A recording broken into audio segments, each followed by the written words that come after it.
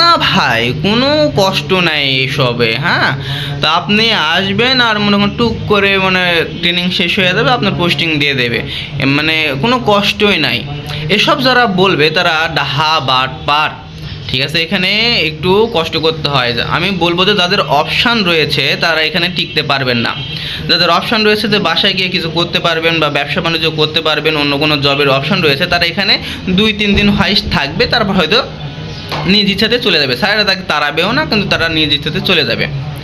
কিন্তু যাদের অপশান নেই, তারা চাকরি করতে হবে, আমি বলবো যে তারাই শুধু এখানে আসেন, ফার্মাসিউটিক্যালে আসেন এবং ট্রেনিং করেন, জব করেন। এটা তাদেরকে অনুরোধ করবো তারা আসেন, যারা অপশান নেই।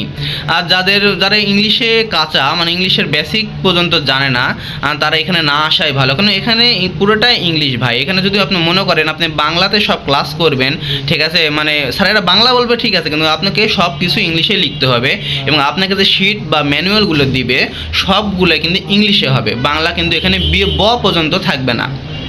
তাই বলতেছিলাম যে যারা ইংলিশে দুর্বল, ঠিক আছে, তারা এখানে না আসাই ভালো।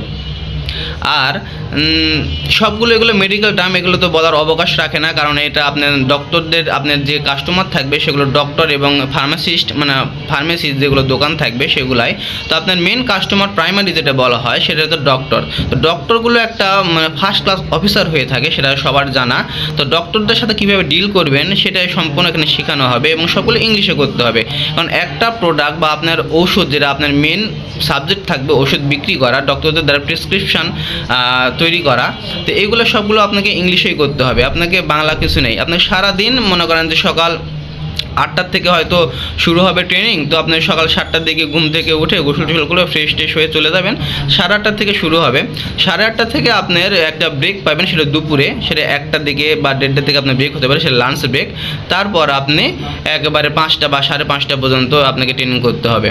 স্যারেরা যেগুলো আপনাকে পড়াবে সেগুলোর উপর আপনাকে শিট দিবে, ঠিক আছে, শিট দিয়ে আপনাকে বলবে যে পরের দিন পরীক্ষা নেবে।